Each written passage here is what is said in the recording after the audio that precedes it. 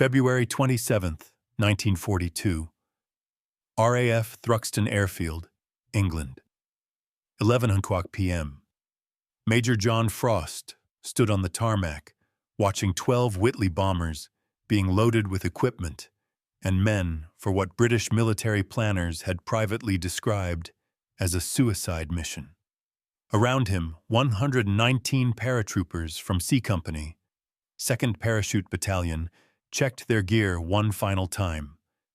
Parachutes, weapons, explosives, and specialized tools for dismantling German radar equipment. The mission, code-named Operation Biting, had a simple objective that was nearly impossible to execute. Parachute into occupied France, storm a German radar installation on top of coastal cliffs near the village of Bruneval, capture or destroy the radar equipment, and evacuate by sea before German reinforcements could arrive. The entire operation would take place within a few miles of German military positions, in terrain that favored defenders, against an enemy that would outnumber the British paratroopers once reinforcements arrived. British intelligence estimated that the paratroopers had perhaps 2 hours after landing before German forces in the area would mobilize and overwhelm them. 2 hours to land, organize, advance to the radar installation, overcome the German garrison, capture or destroy the radar, withdraw to the beach, and evacuate by landing craft that would be approaching the French coast simultaneously. If any phase took longer than planned, if German response was faster than expected, if the landing craft failed to arrive on schedule, the entire force would be trapped in occupied France, surrounded by German troops, with no possibility of escape or rescue. Frost knew the odds. Every man in C Company knew the odds. They had been briefed honestly. This was an extremely dangerous operation, with high probability of casualties, possible total loss of the force, and uncertain chances of success, even if everything went perfectly. But they were going anyway, because the intelligence that British planners needed from the German radar installation was essential for the larger war effort. German radar technology was enabling Luftwaffe night fighters to intercept RAF bombing raids with devastating effectiveness. British bombers were being shot down in unsustainable numbers because German radar could detect them in darkness and vector fighters to intercept them. Understanding how German radar worked, obtaining physical samples of the equipment, and identifying its weaknesses was crucial for RAF survival. The radar installation at Bruneval was the most accessible German radar site, on the French coast, isolated enough that a commando raid might succeed, close enough to England that evacuation by sea was theoretically possible. So British Combined Operations Headquarters had planned Operation Biting, had selected Frost's paratroopers for the mission, had arranged Royal Navy landing craft for evacuation, and had essentially told the raiders, "Get us that radar equipment and try to survive," while doing it. At 11:45 p.m., Frost and his men boarded the Whitley bombers. The aircraft were uncomfortable, cold, and not designed for paratrooper operations. They had been converted from bombers to transport aircraft with minimal modifications.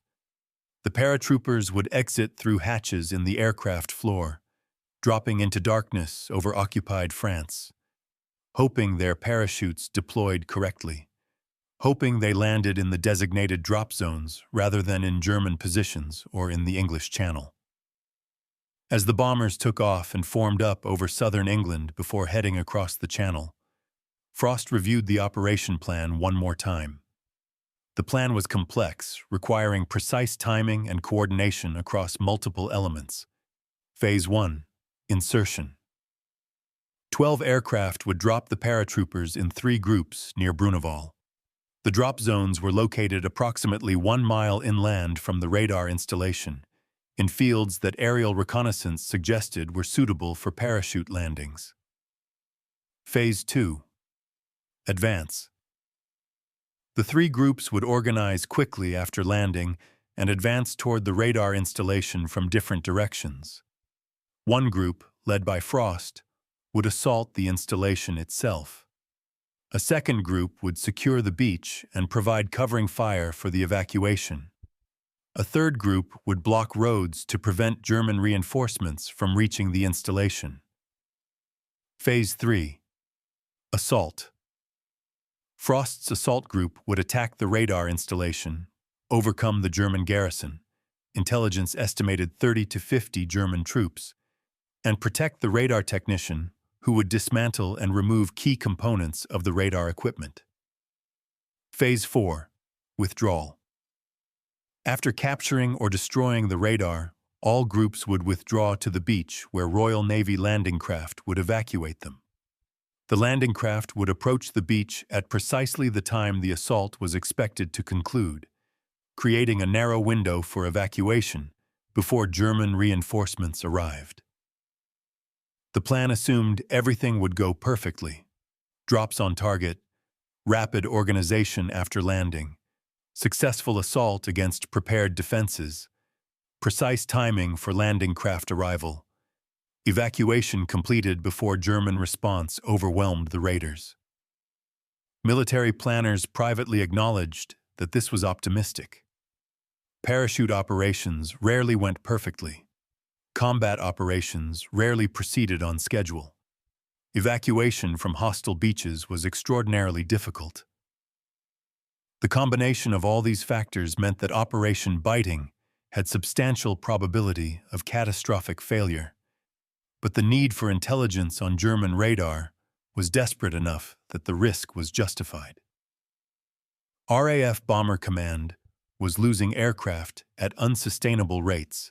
In some raids, 5 to 10% of bombers were being shot down, primarily by German night fighters guided by radar. At those loss rates, RAF would exhaust its bomber force within months. Understanding German radar and developing countermeasures was literally a matter of whether RAF could continue strategic bombing campaign. At 12:15 a.m. on February 28th, the Whitley bombers crossed the French coast.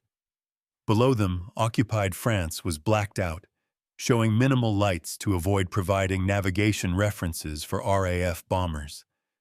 The pilots navigated using dead reckoning and landmarks identified on aerial reconnaissance photographs, trying to locate drop zones that would be nearly invisible in the darkness.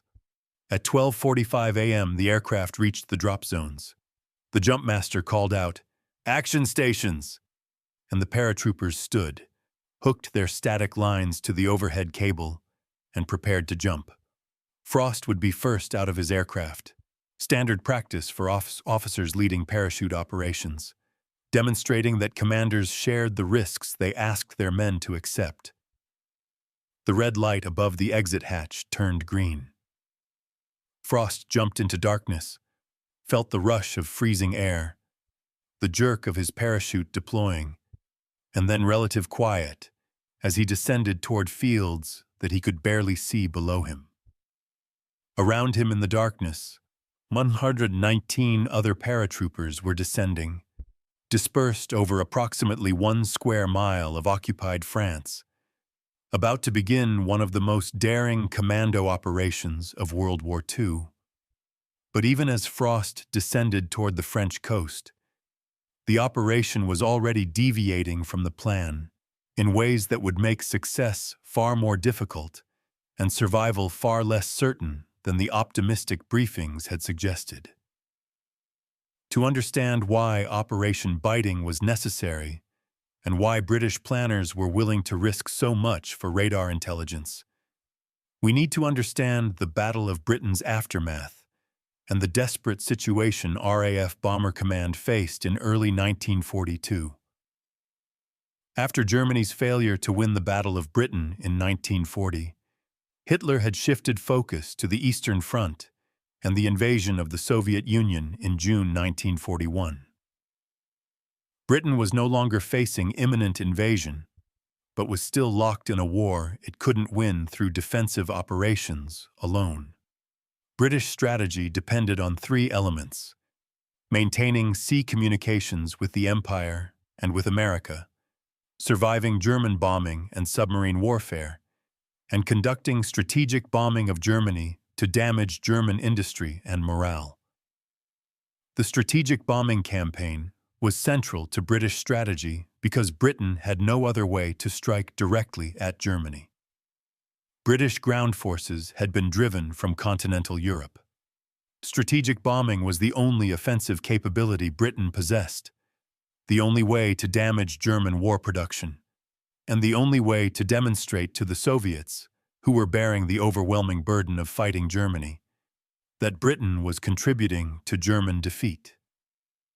But by late 1941 and early 1942, the strategic bombing campaign was failing. RAF bombers flying night missions against German cities were being intercepted by German night fighters with increasing effectiveness. German radar could detect approaching bomber formations, vector night fighters to intercept them, and guide fighters to visual range where they could shoot down the bombers. RAF losses were becoming unsustainable. In some raids, 5 to 10% of attacking bombers were lost. At these rates, bomber crews had less than 50% probability of surviving the required 30 mission tours. RAF was training new crews as fast as possible, but losses were exceeding replacement rates. Without solving the German night fighter problem, RAF Bomber Command would be destroyed as an effective force within months. British scientists and military planners understood that German success was based on radar, specifically on a type of radar called Würzburg that could detect aircraft at long ranges and provide precise information on their location, altitude, and heading. This information allowed German air defense controllers to vector night fighters to intercept bomber formations, even in total darkness. British intelligence knew that Würzburg radar existed and understood its general principles, but didn't have detailed technical information about how it worked, what frequencies it used, or what its weaknesses might be. Without this information, developing effective countermeasures was impossible. Aerial reconnaissance had identified a Würzburg radar installation near the village of Bruneval on the French coast. The installation was relatively isolated, sitting on top of coastal cliffs approximately 200 yards from the cliff edge.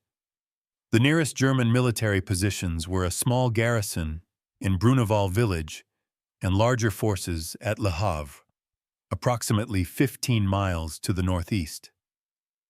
The Bruneval installation was probably the most accessible German radar site. It was close to the English coast, approximately 12 miles, isolated enough that a raid might succeed before reinforcements arrived, and positioned near the sea where evacuation by naval landing craft might be possible. British Combined Operations Headquarters, commanded by Lord Louis Mountbatten, developed Operation Biting as a raid to capture technical components of the Würzburg radar, or failing that, to destroy the installation and obtain sufficient information through observation to understand its capabilities. The operation would be conducted by paratroopers from the newly formed 2nd Parachute Battalion. Paratroopers were selected because the raid required rapid insertion behind enemy lines, immediate combat effectiveness upon landing, and ability to operate independently without heavy support. Major John Frost's C Company was chosen for the mission because Frost was considered one of the most capable officers in the parachute forces, and because C Company had achieved high standards of training and cohesion. To assist with dismantling the radar equipment, a RAF radar technician named Flight Sergeant C.W.H. Cox was attached to the mission. Cox was a specialist in radar technology who had been briefed on what components were most important to capture, how to recognize them, and how to remove them quickly under combat conditions. Cox had no military training beyond basic RAF drill, had never been in combat, and would be parachuting into France to work in the middle of a firefight while German soldiers tried to kill him. His inclusion in the mission demonstrated how desperate British planners were for radar intelligence. They were willing to risk a valuable technical specialist in a combat operation because his expertise was essential. The operation was planned meticulously over several weeks in January and February 1942. Aerial reconnaissance provided detailed photographs of the target area. Intelligence officers interrogated French refugees who had lived near Bruneval, gathering information about German positions, garrison strength, and terrain. A scale model of the entire area was constructed, allowing the raiders to study the ground they would be fighting over. The paratroopers rehearsed the operation repeatedly using the scale model and using similar terrain in England. They practiced the parachute drop, the advance to the objective, the assault on fortified positions, and the withdrawal to the beach. They coordinated with Royal Navy personnel who would be manning the landing craft, ensuring that timing and recognition signals were understood.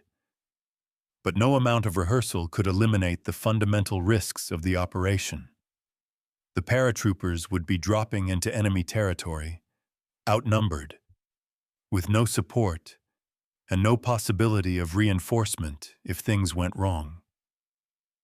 They would have to assault a fortified position defended by troops who had preparation and defensive advantages. They would have to complete their mission and evacuate before German reinforcements arrived, and those reinforcements, when they came, would outnumber the British force by more than 10-1.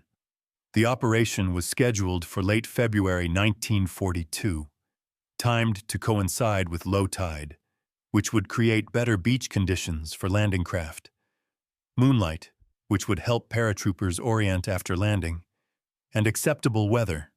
No operation could proceed in high winds or poor visibility that would disperse the parachute drop too widely. February 28, 1942. 12:50 a.m. Drop zone near Bruneval, France. Major John Frost landed hard in a snow-covered field approximately 1 mile inland from the radar installation at Bruneval. He quickly gathered his parachute, oriented himself using landmarks he had memorized from aerial photographs, and began moving toward the assembly point where his men were supposed to gather after landing. The drop had not gone according to plan. High winds and navigational difficulties had dispersed the paratroopers more widely than intended. Some aircraft had released their troops too early, dropping them several hundred yards from the designated zones. Others had been right on target. The result was that instead of 3 concentrated groups landing in specific locations, the 120 paratroopers were scattered across approximately 2 square miles of French countryside in darkness, trying to find each other and organize for the assault. Frost moved through the darkness, using a small cricket-like device that made a clicking sound to signal to other paratroopers without alerting German forces. The clicking sounds echoed across the snowy fields as scattered groups of men tried to locate their officers and organize into coherent units. Within 20 minutes, Frost had gathered approximately 40 men from his assault group, less than the planned strength, but enough to proceed with the mission. Other officers were gathering their groups simultaneously. Lieutenant Peter Young was assembling the blocking force that would prevent German reinforcements from reaching the installation. Lieutenant Ewan Charteris was organizing the group that would secure the beach for evacuation. But several problems were immediately apparent. Some paratroopers had landed in the wrong locations and wouldn't reach the assembly points in time. Some equipment containers that had been dropped with the troops couldn't be located in the darkness. These containers held heavy weapons, explosives, and specialized tools that would be needed for the assault. And Flight Sergeant Cox, the radar technician on whose expertise was essential for the mission, had landed over half a mile from his intended drop zone and was struggling through deep snow trying to reach the assembly point. Moreover, the scattered drop had alerted German forces that something unusual was happening. Sentries had heard aircraft overhead, had seen parachutes descending, and had raised the alarm. German troops at Bruneval and at nearby positions were mobilizing, moving toward the areas where paratroopers had landed. The advantage of surprise, which the operation plan had depended on, was compromised before the assault even began. Frost made a quick decision. He couldn't wait for the entire force to assemble, couldn't spend time searching for lost equipment, and couldn't delay the assault hoping that scattered elements would catch up. Every minute of delay gave German forces more time to organize defenses and bring in reinforcements. The operation had to proceed immediately with whatever forces had assembled, or it would fail completely. At 1:15 a.m., approximately 30 minutes after landing, Frost led his assault group of 40 paratroopers toward the radar installation. They moved across snow-covered fields, using hedgerows for concealment, advancing as quickly as the terrain and darkness allowed. Behind them, Lieutenant Young's blocking force was moving to establish positions across roads where German reinforcements would likely advance. Lieutenant Charteris's beach security group was heading toward the cliffs to secure the evacuation point. The radar installation at Bruneval sat on top of cliffs overlooking the English Channel. The installation consisted of the Würzburg radar dish itself, a large, parabolic antenna approximately 12 feet in diameter mounted on a rotating base, surrounded by concrete bunkers housing control equipment and providing protection for the German operators. A barbed wire perimeter surrounded the installation, and German defensive positions were dug in around the perimeter and in the buildings of a nearby villa that the Germans had requisitioned for housing radar personnel. German forces at the installation numbered approximately 40 troops, radar operators, technicians, and a security detachment. They were well armed with machine guns, rifles, and grenades, and had prepared defensive positions that gave them significant advantages against attackers. Moreover, they knew British forces were in the area. The parachute drop had been observed, and the Germans were expecting an attack. As Frost's assault group approached the installation around 2:00 a.m., German sentries opened fire. The element of surprise was completely gone. The Germans were alert, in defensive positions, and prepared for combat. What should have been a rapid assault against surprise defenders became a frontal attack against prepared positions in darkness across snow-covered ground that provided minimal concealment. Frost immediately deployed his men and began the assault.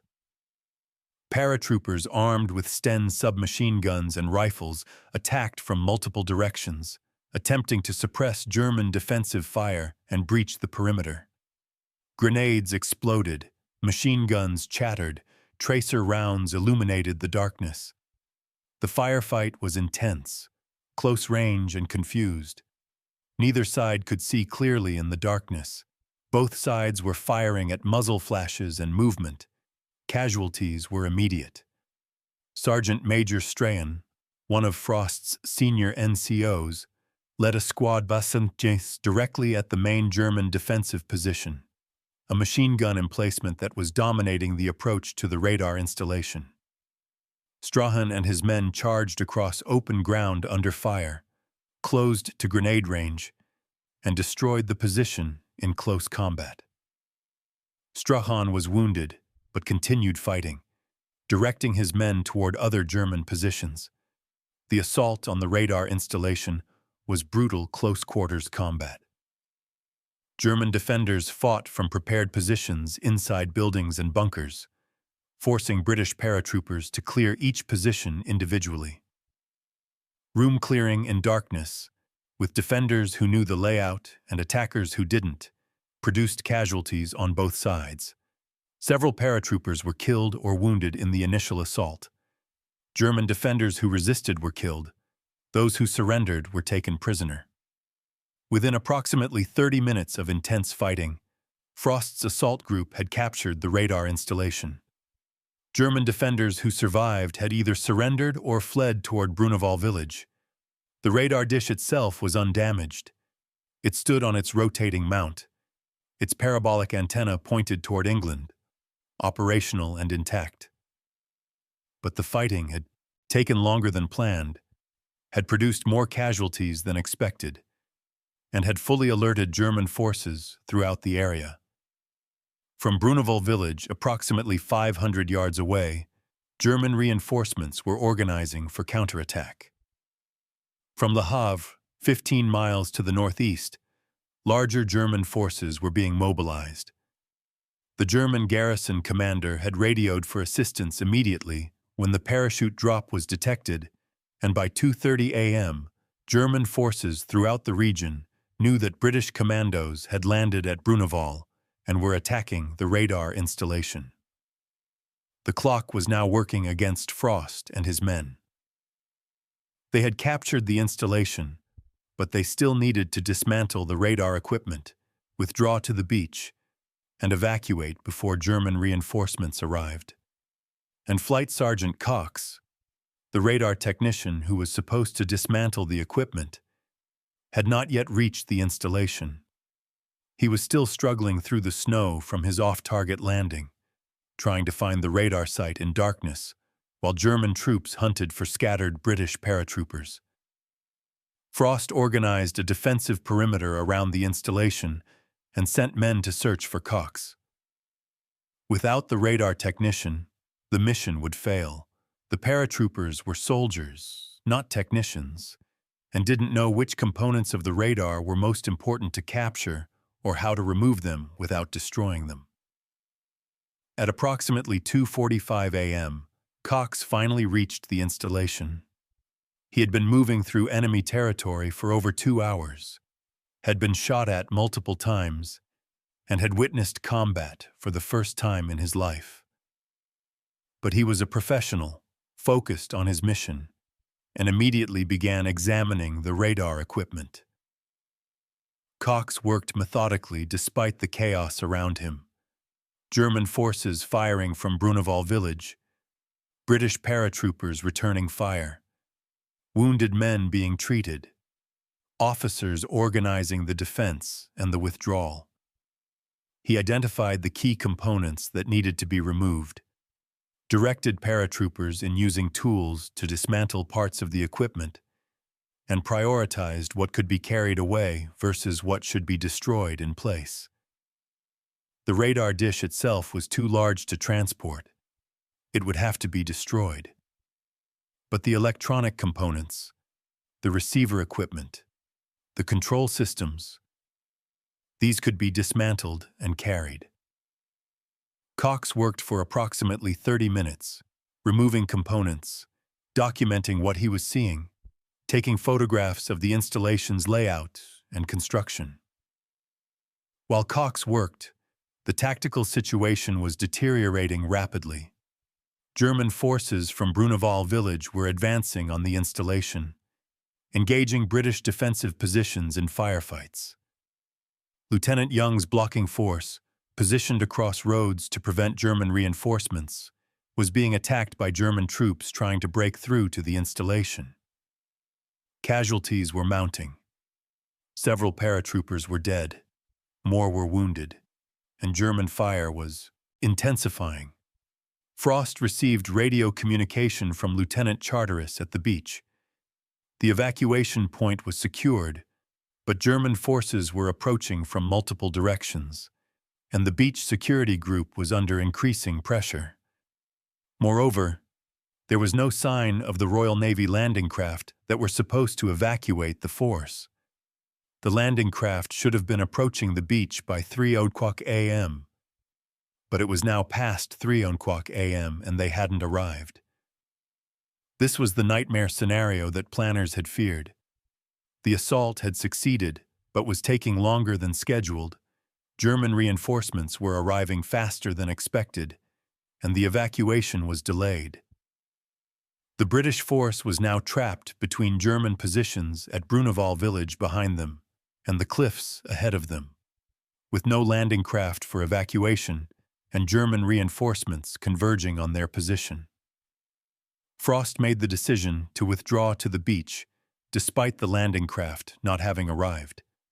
Staying at the installation was suicidal. German forces would continue to build up until they overwhelmed the British position. The only hope was to reach the beach, establish defensive positions, and hope that the landing craft arrived before German forces completely surrounded them. At approximately 3:15 a.m., Cox completed his dismantling work. He had removed key components of the radar equipment, had documented the installation thoroughly, and had obtained the intelligence that the mission was designed to capture.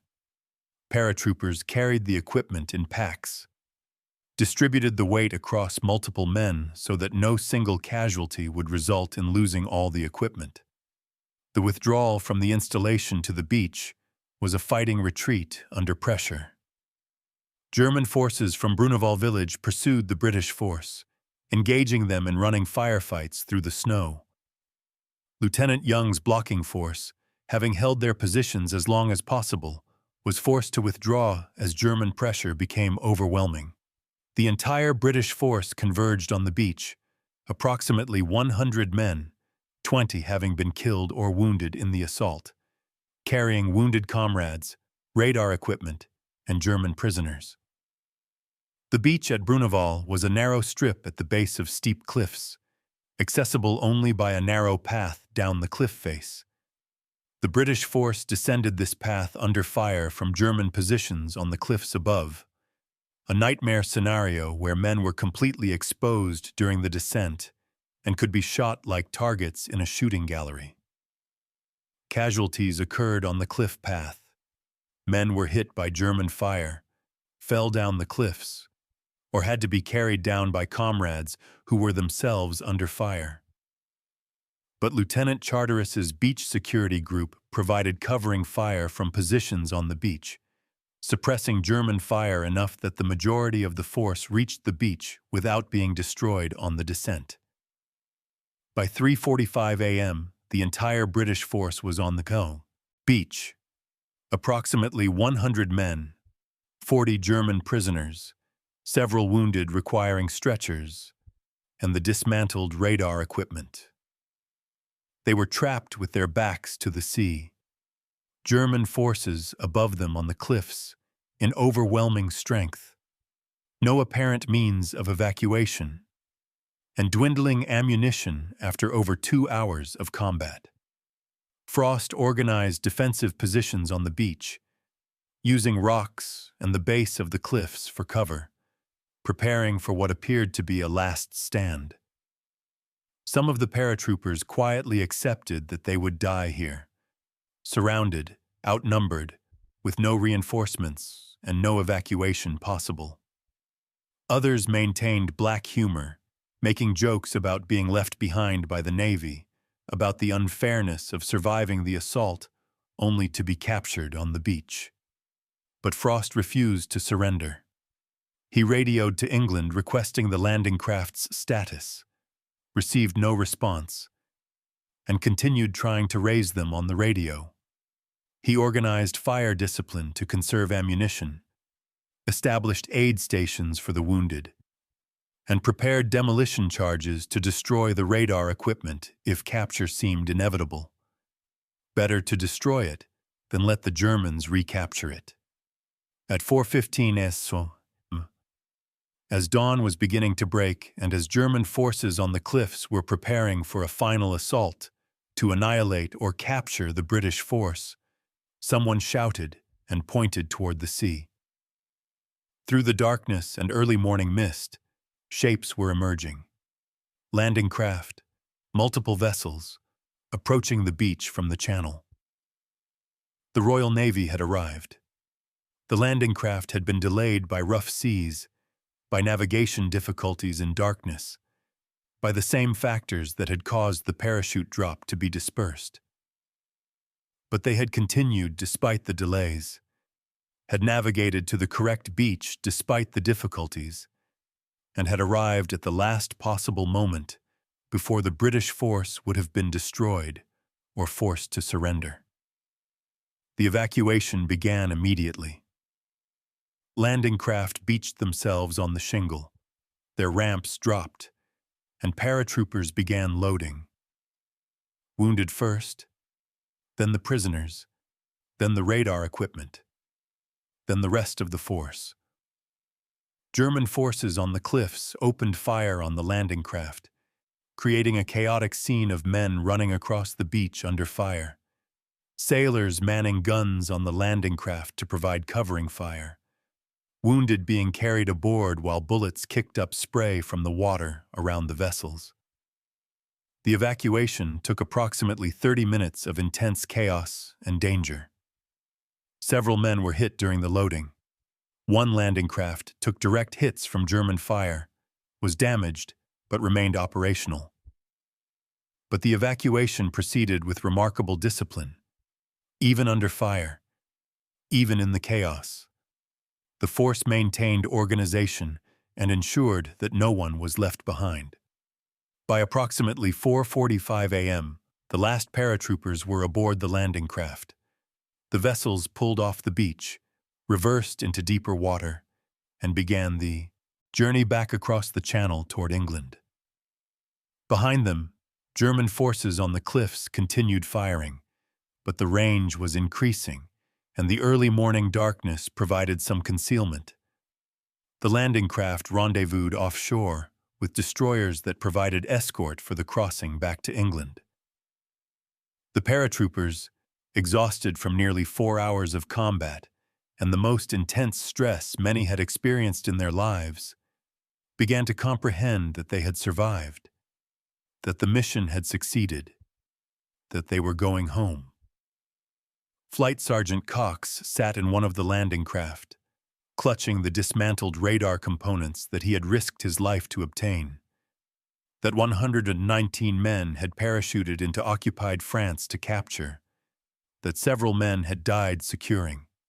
He had the intelligence that British scientists needed to develop countermeasures to German radar, that RAF Bomber Command needed to reduce losses, that might change the course of the strategic bombing campaign. The landing craft reached England at approximately 7 a.m.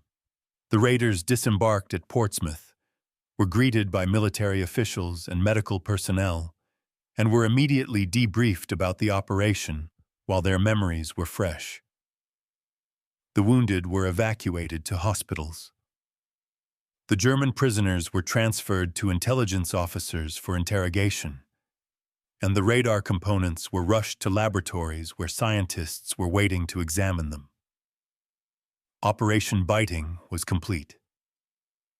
The mission that military planners had described as nearly suicidal had succeeded. The German radar installation at Bruneval had been stormed, its secrets captured, and the raiding force evacuated with acceptable casualties. 3 killed, 7 wounded, 6 missing, most of these having been captured after landing in wrong locations.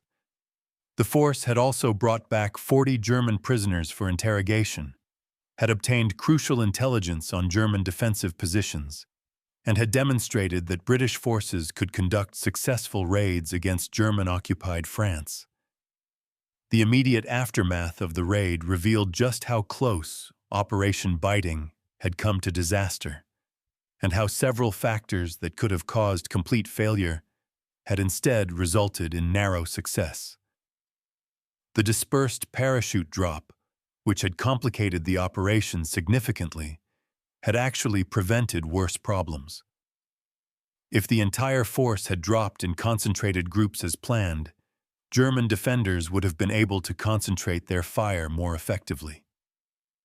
The dispersed drop confused German forces about where the main attack was coming from, divided their response, and created multiple threats that they had to address simultaneously. The delay in the landing craft arriving, which had seemed catastrophic when the force was trapped on the beach, had actually worked in the raiders' favor by forcing them to complete all phases of the operation before attempting evacuation. If the landing craft had arrived on schedule while the Austung Assault was still ongoing. The force would have faced a difficult decision about whether to continue the assault or abandon it to make the evacuation window.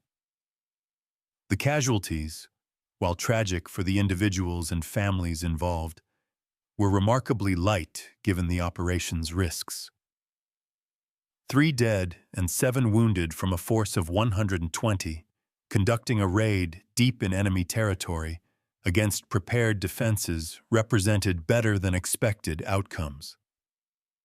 Military planners had privately estimated that casualties might reach 32 to 50%, that the entire force might be lost if German response was faster than expected.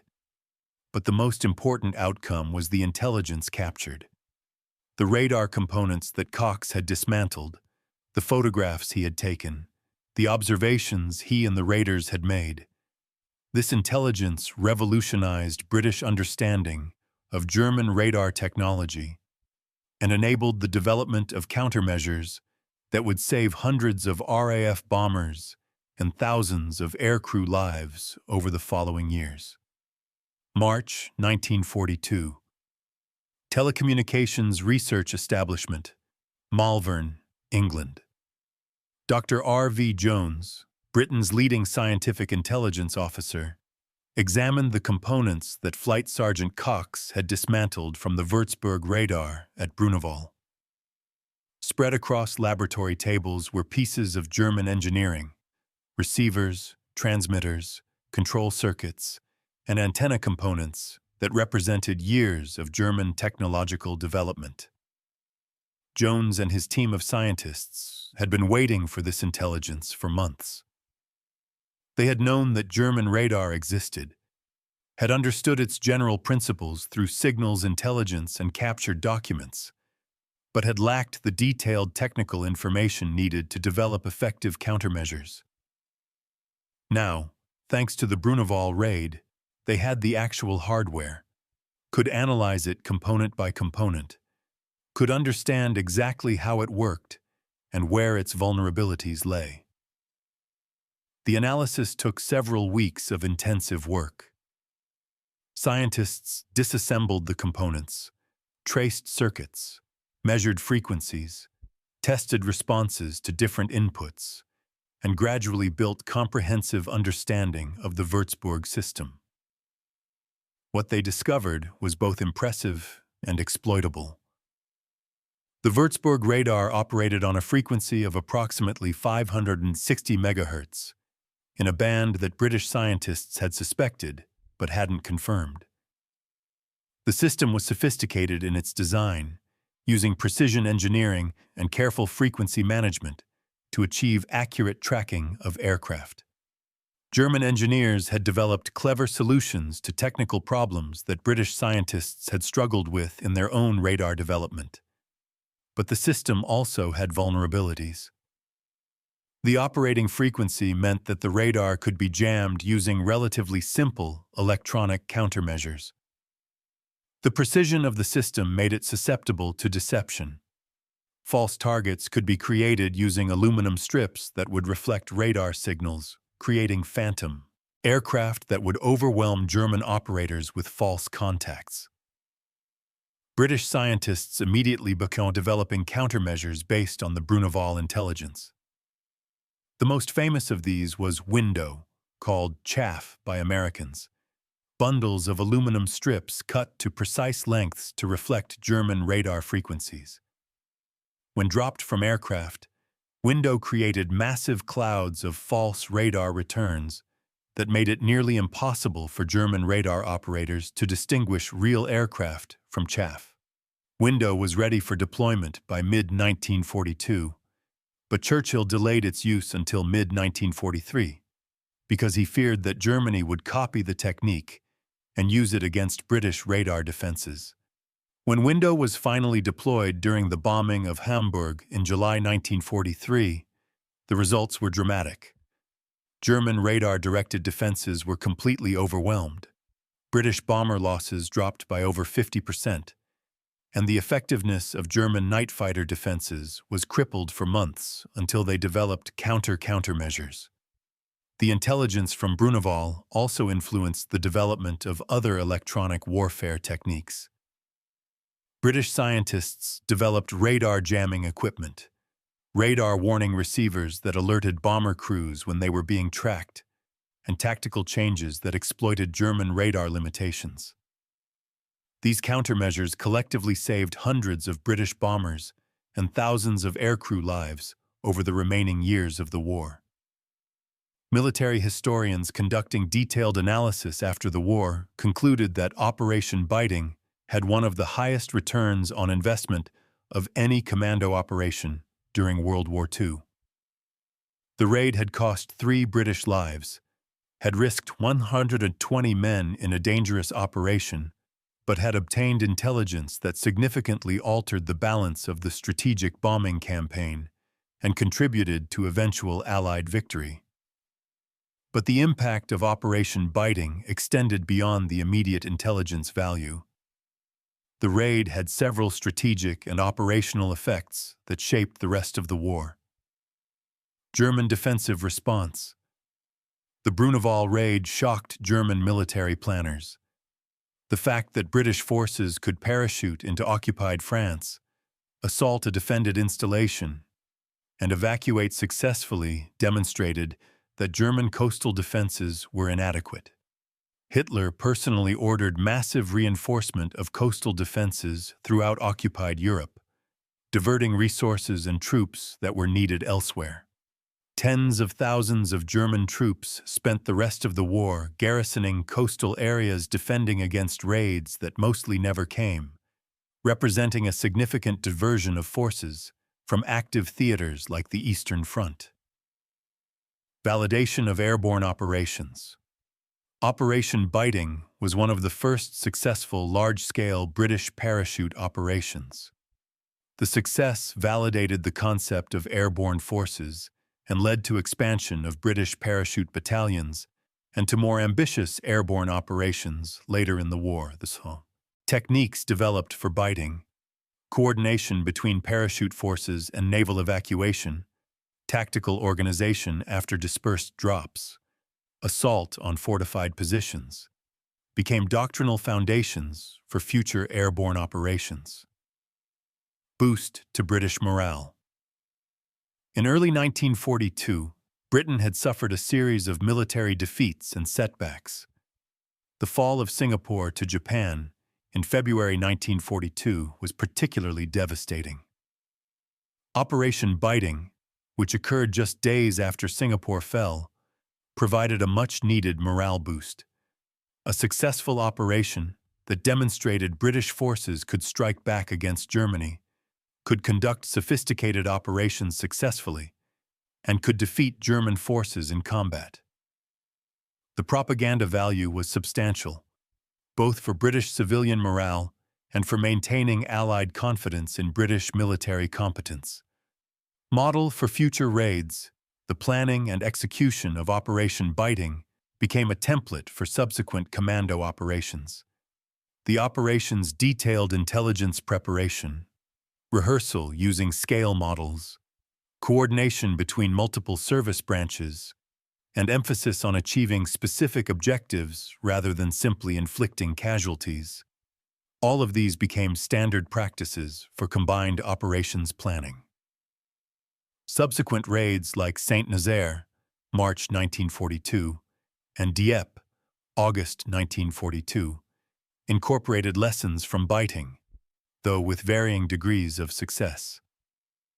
For the individuals who participated in Operation Biting, the aftermath varied widely. Some achieved recognition and career advancement, others returned to obscurity, and a few were haunted by the experience for the rest of their lives. Major John Frost, who commanded the assault force, became one of Britain's most decorated and respected airborne officers. He went on to command the 2nd Parachute Battalion at the Battle of Arnhem in September 1944, where he and his men held the north end of Arnhem Bridge for 4 days against overwhelming German forces, the famous Bridge Too Far that became legendary in British military history. Frost survived Arnhem despite being wounded and captured, survived German captivity, and after the war rose to the rank of Major General.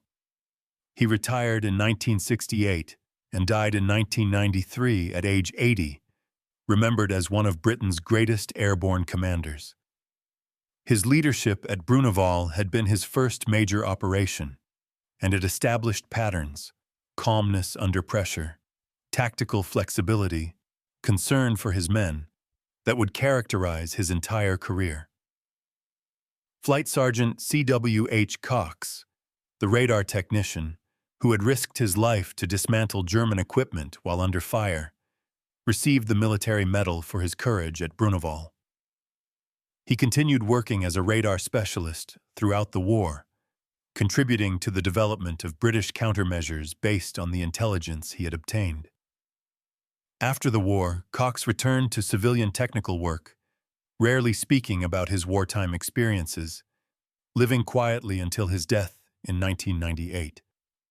He was 82 years old, and his obituaries focused more on his post-war technical contributions than on the night he parachuted into occupied France to steal German radar equipment in the middle of a firefight. The three paratroopers who died during the raid, Company Sergeant Major Strachen, Private McIntyre, and Private Scott, were buried with military honors.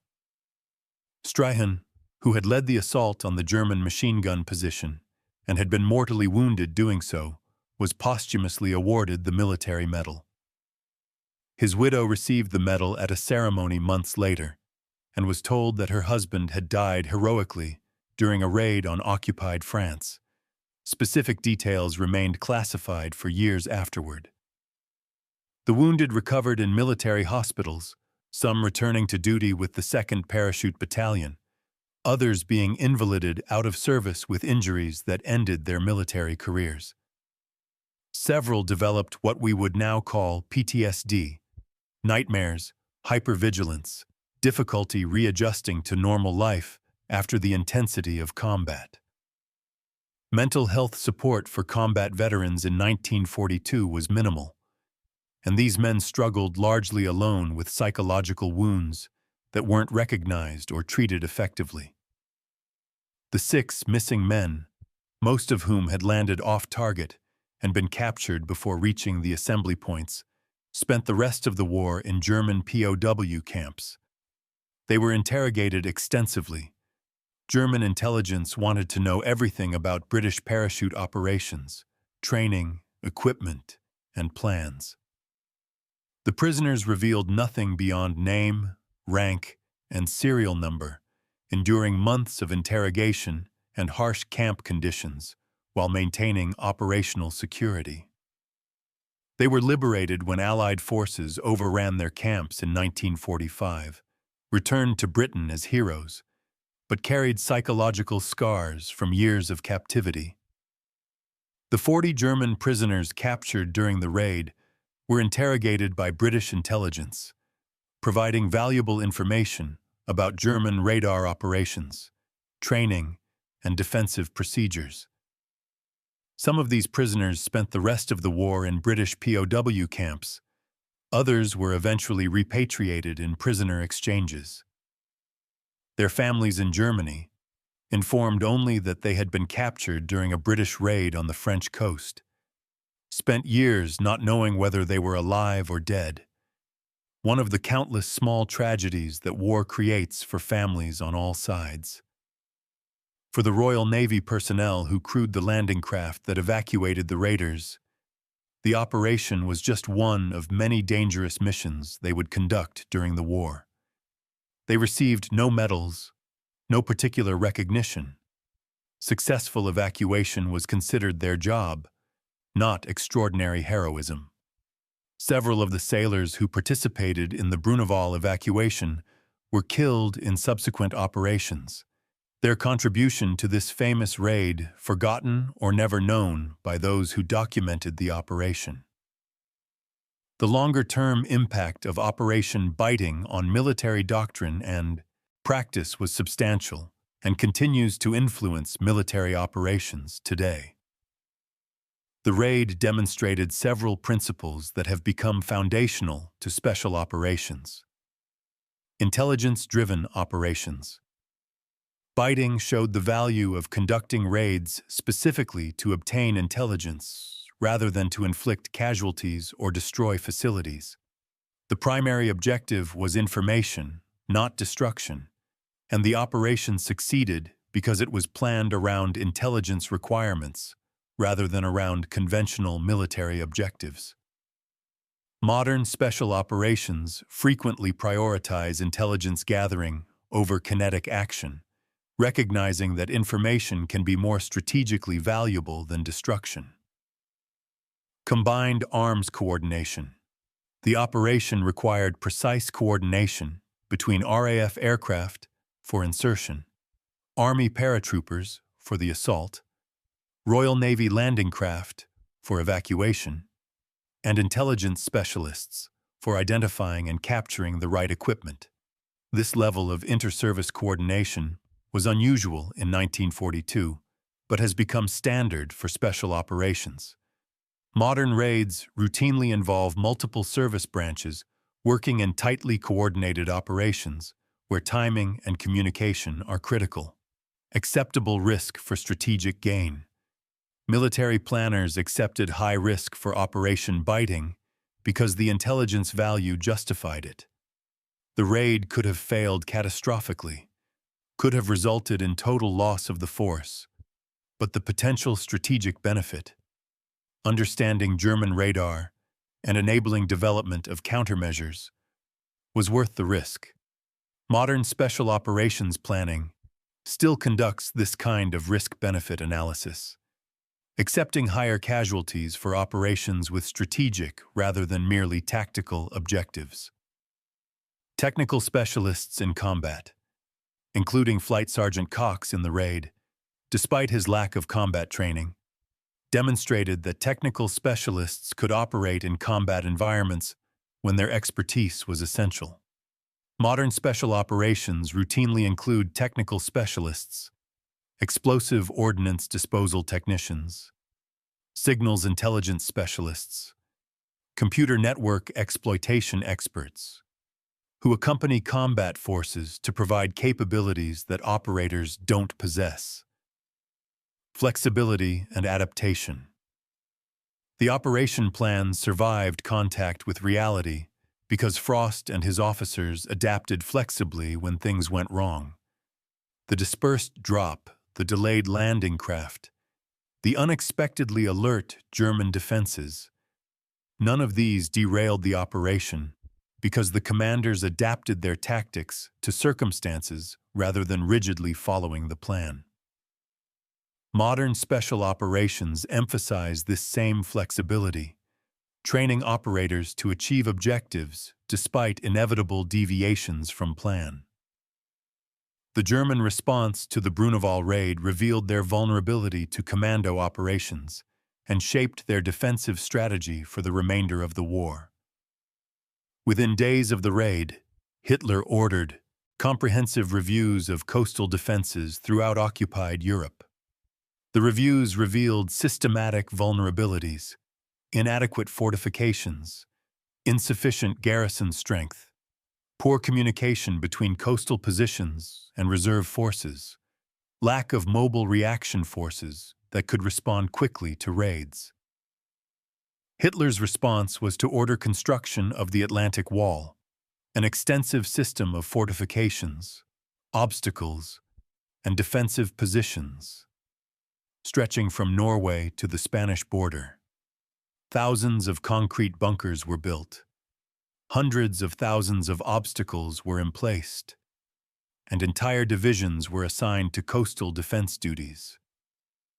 The construction consumed massive resources, concrete, steel, labor, that were desperately needed elsewhere, particularly on the Eastern Front, where Germany was fighting for survival against the Soviet Union. The irony was that the Atlantic Wall, built in response to fears about commando raids, was largely ineffective against the actual Allied invasion when it came. The Normandy landings in June 1944 overwhelmed coastal defenses despite the fortifications, and the resources Germany had invested in the Atlantic Wall might have been better used building mobile reserves that could have counterattacked the invasion beaches more effectively. But from Germany's perspective in 1942-1943, the coastal fortifications seemed necessary. The Bruneval raid had demonstrated that British forces could strike anywhere along the coast, could assault defended positions successfully, and could evacuate before German reinforcements arrived.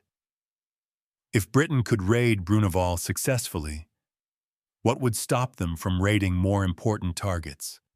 Submarine pens, naval bases, industrial facilities.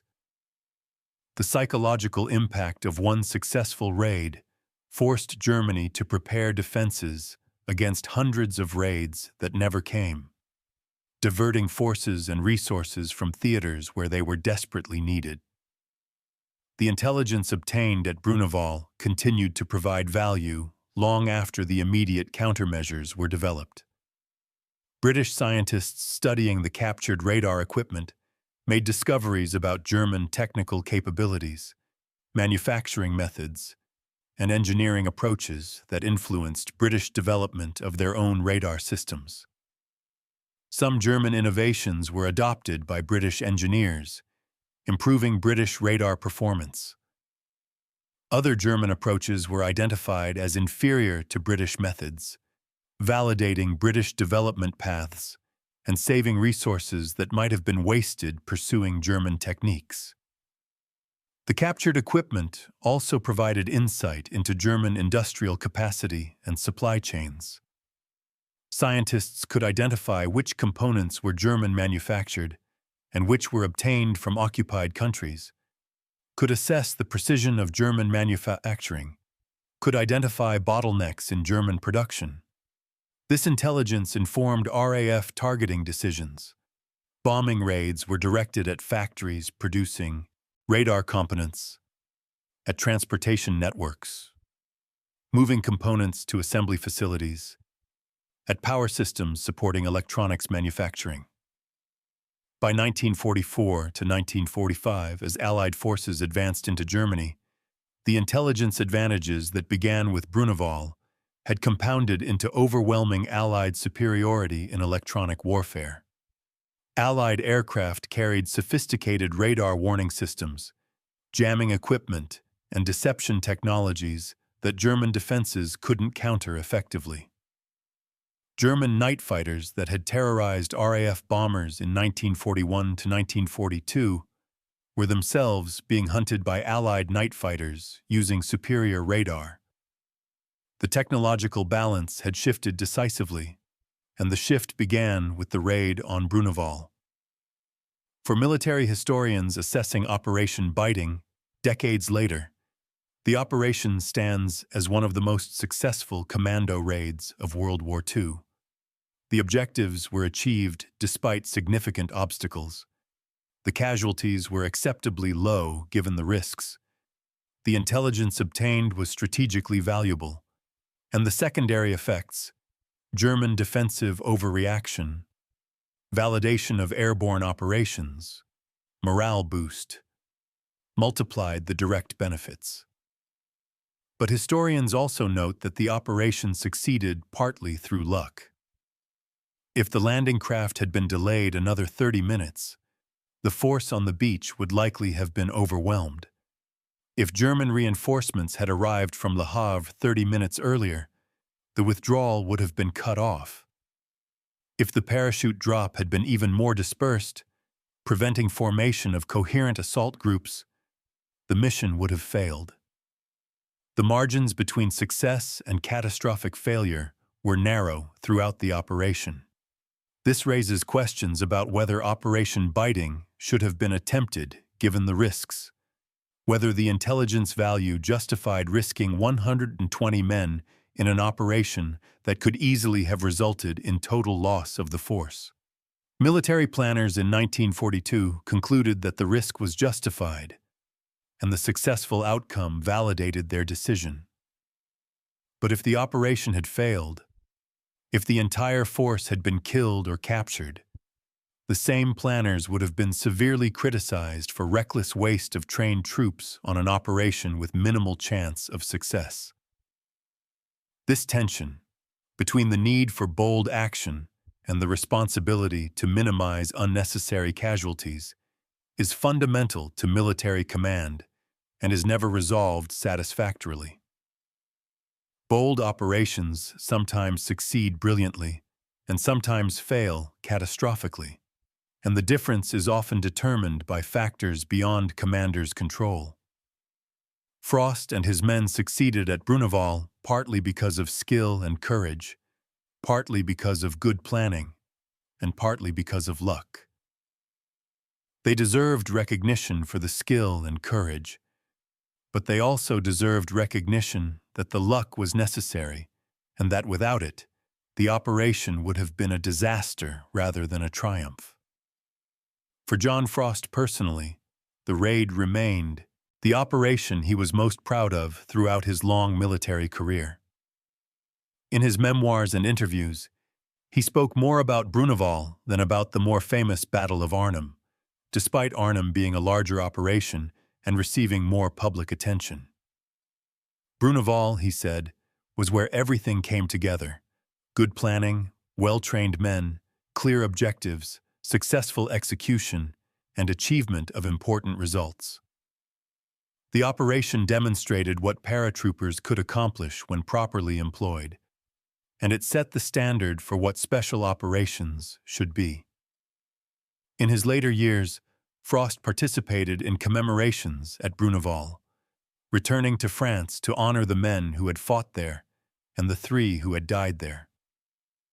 The French erected a memorial at the site of the radar installation, and Frost attended unveiling ceremonies, giving speeches about the raid and about the importance of Allied-French cooperation during the war. French civilians who had lived through the occupation attended these ceremonies, sharing stories about hearing the battle, seeing the parachutes, witnessing the evacuation from the cliffs.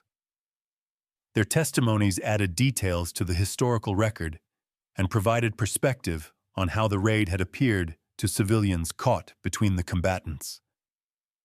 The radar installation site at Bruneval is now a historical monument. The concrete bunkers that housed German radar equipment still exist, weathered but intact. The cliffs where the British force was trapped before evacuation remain accessible, though the path down to the beach is now used by tourists rather than by commandos under fire.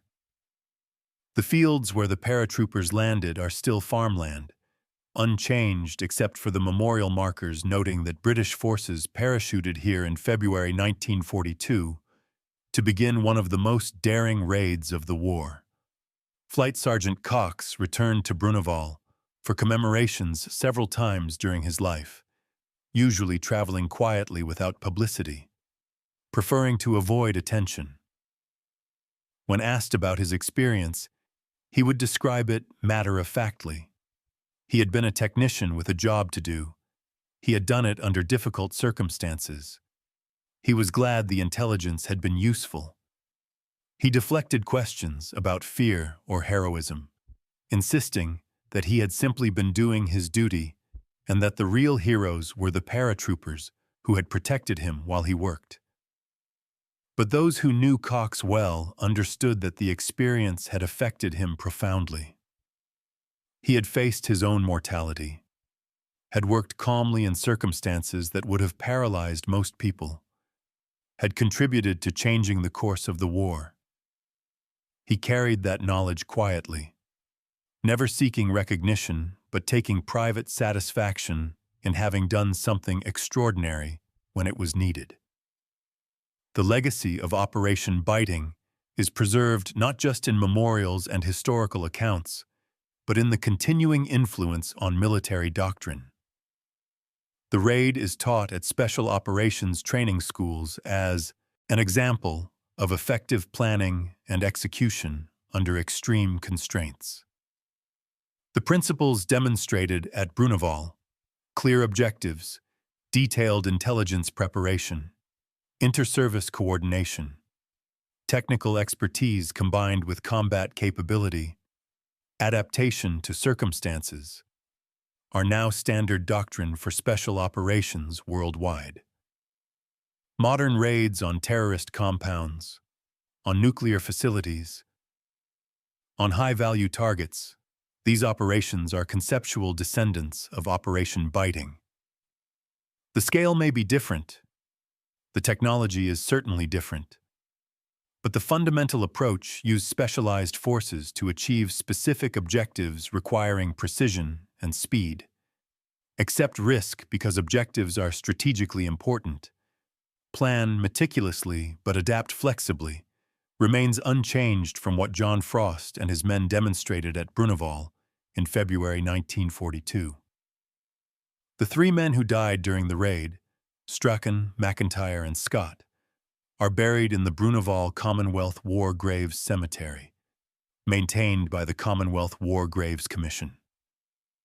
Their graves are visited regularly by military history enthusiasts, by serving members of the Parachute Regiment honoring their predecessors, and by French civilians who maintain the memory of British sacrifice for French liberation.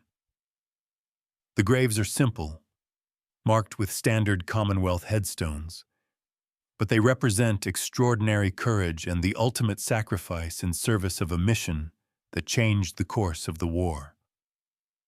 The suicide mission that crushed a Nazi bunker at Bruneval succeeded not because it wasn't suicidal, it was, but because the men who conducted it refused to accept that the risks made success impossible.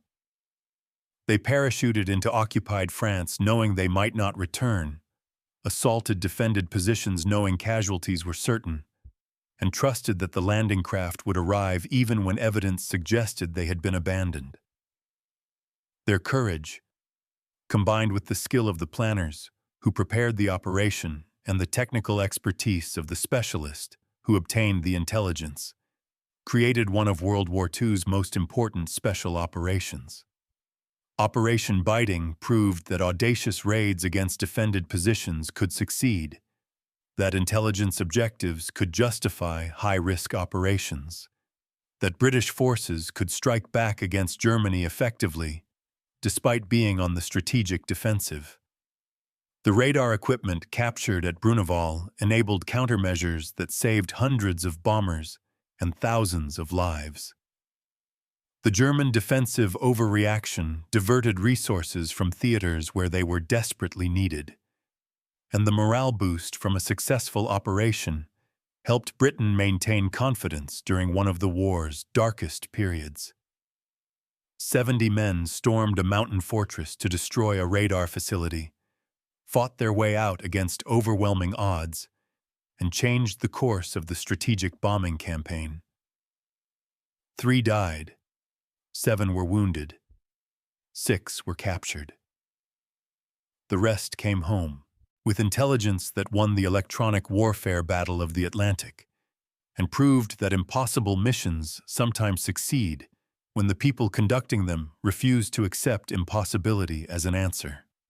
That is the legacy of Operation Biting, the suicide mission that succeeded, the raid that seemed impossible but wasn't, the night when 120 men parachuted into darkness and changed history through courage, skill, and determination to achieve objectives that conventional military wisdom said couldn't be achieved.